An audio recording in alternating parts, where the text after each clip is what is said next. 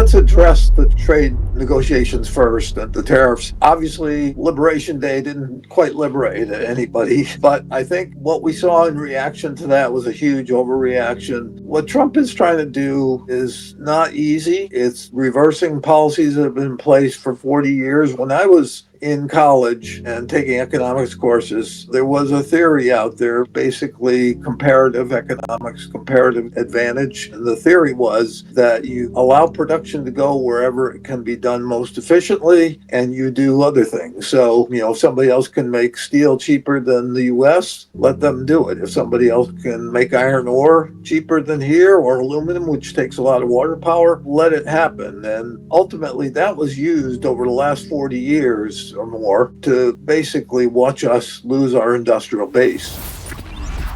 Wall Street loved it because basically we were able to farm that stuff out elsewhere, keep the ownership here. The companies were most of them based here, and then they had production facilities around the world that were far lower cost of production, and they made lots of profits on it. People were not the wiser by it because they said, hey, look, America's doing fine. Wall Street's booming. This is okay. And Trump, I think, is coming in recognizing, and he's not the first one to recognize it, but he's really the first one to do anything about it, recognizing that what we did was we gutted middle America. We destroyed the auto industry, we destroyed steel industry, we destroyed a lot of heavy industry in this country, among other things, in farming it out, textiles certainly, and the consumer benefited from getting cheaper product. Walmart benefited from selling cheaper product, but we also saw our cities decay. We saw huge drug abuse, drug use, and as middle America basically went from, solid middle citizens earning good livings to where they had to go and be a greeter at Walmart or whatever, or at least make far less wages. And our cities declined. We had a lot of crime in those cities because of particularly unemployed males. And what also happened was people really should step back and look. We had a huge buildup in our government, particularly state and federal. And all that government spending, we were able to kind of disguise the fact that without that, we'd be seeing a decline in our standard of living for most people. As it is, we have a have and have not economy where half the people in this country live paycheck to paycheck and basically are trying to put food on the table and make sure they have a shelter over their head. Beyond that, they don't have a lot, whereas those at the top end, particularly the top 10%, they don't have any worries. Everything's great. Stock market until this past week or two was at all-time highs and is up,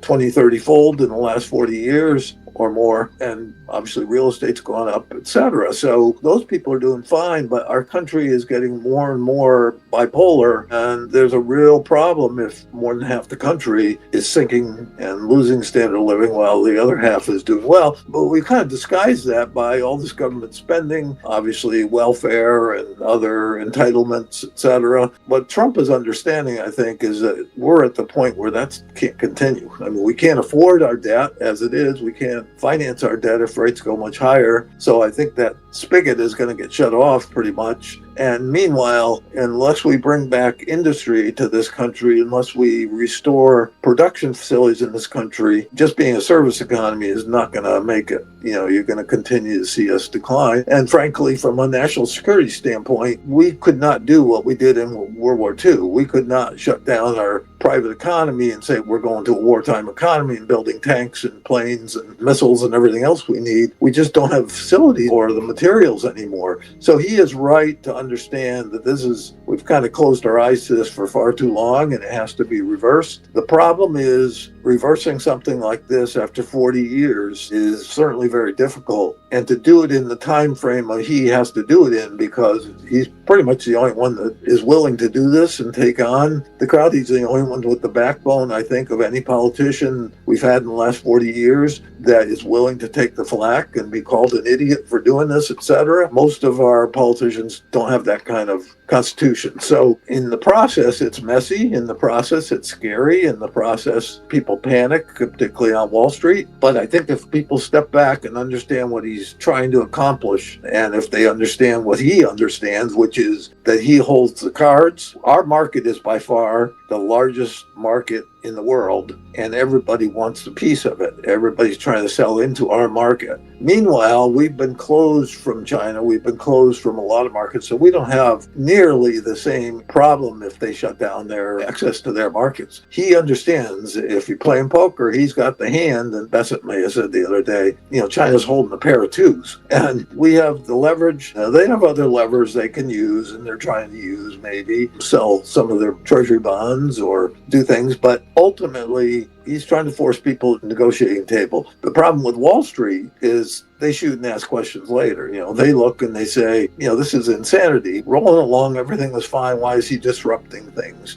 Well, you have to go through this to get to the other side. And in the meantime, it obviously caused in the last week a lot of turmoil, a lot of dislocation, a lot of lost money in Wall Street. But I do think we're searching for a bottom there.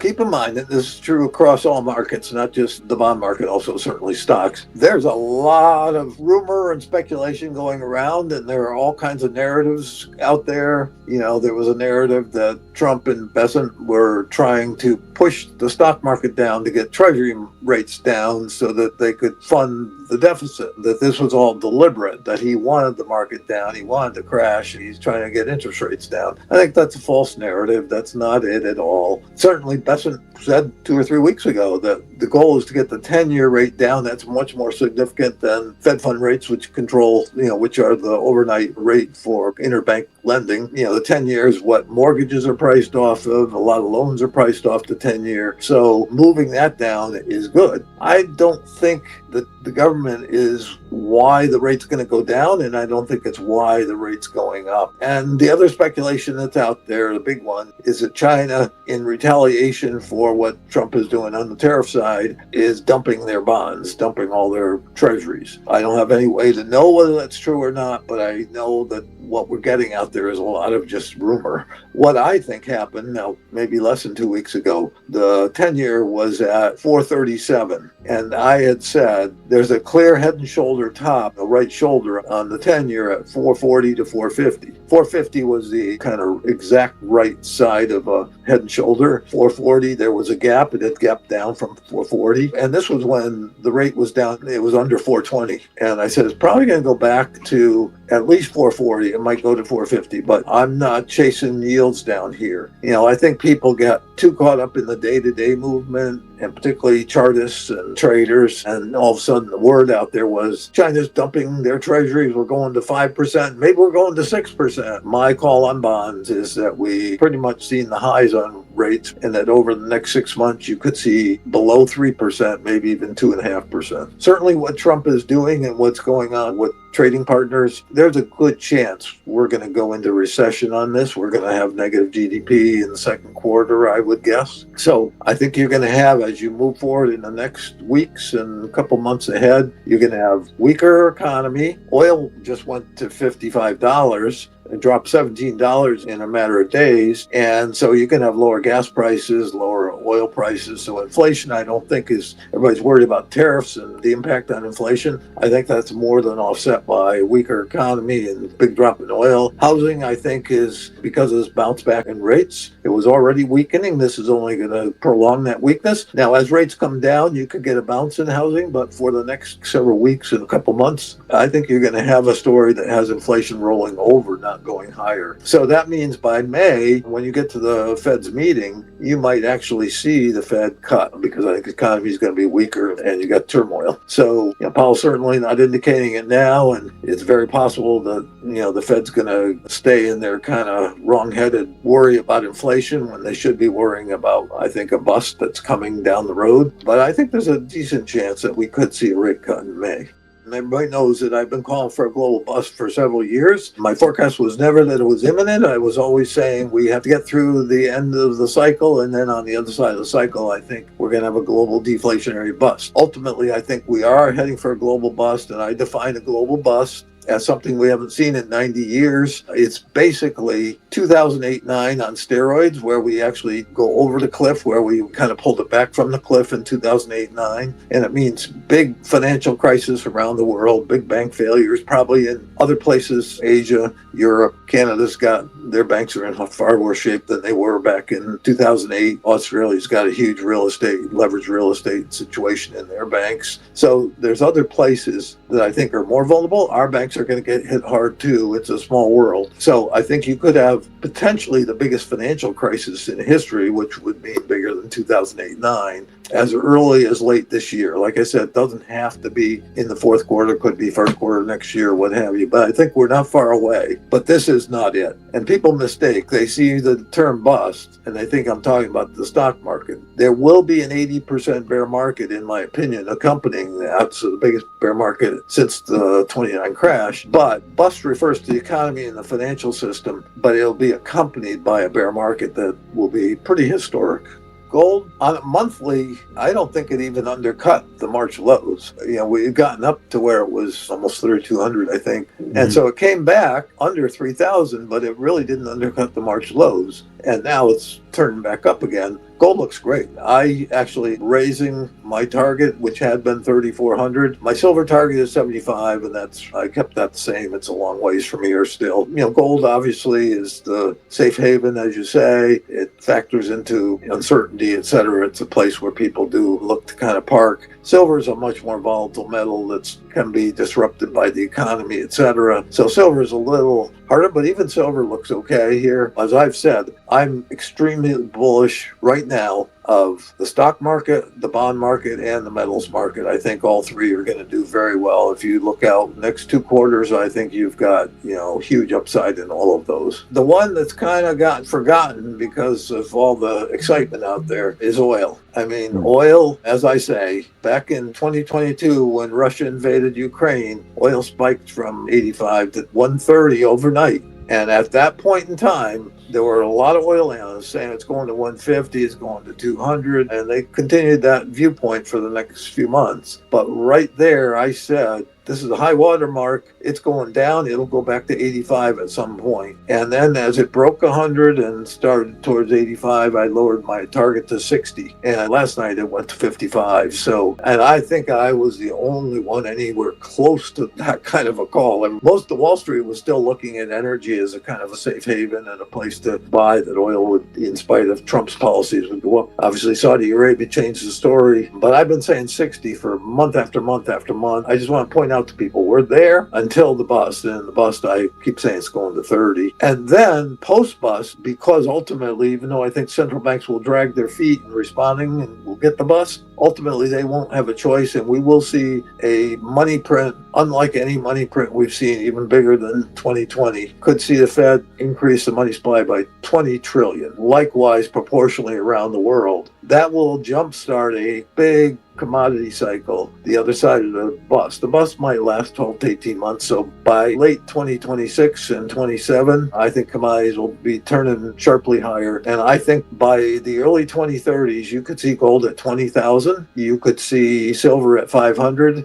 And you could see oil at 500. So I always point out to people, every cycle has different leadership. So you end one cycle and the leadership that got you there becomes kind of the laggards of the next cycle typically, because they get hit hard in the bust. Everybody owned them. For example, right now, technology, they get hit so hard in the bust that every time they lift their head, there's another layer of sellers that say, I want to get out, whether it's at cost or just to get out because they're frustrated. So you have a long distribution period. That's what happened from the early 2000s after the dot-com bubble until probably 2010, I would guess, is, the tech, the dot-com and all the big tech, Microsoft, etc., they spent almost a decade or certainly 7 or 8 years working through that distribution. That's what you'll see of the leadership that we have this cycle when we go on the other side of the bus. Not that they won't go back up out of a trough, but they're not going to go to new highs easily because they have a lot of overhead resistance. Meanwhile, oil, which has not been a big player in this cycle, will be a huge beneficiary, as will most commodities in the next cycle, because of all that money printing that leads to a huge demand cycle for industrials, but also industrials, as we reshore, will demand commodities to build,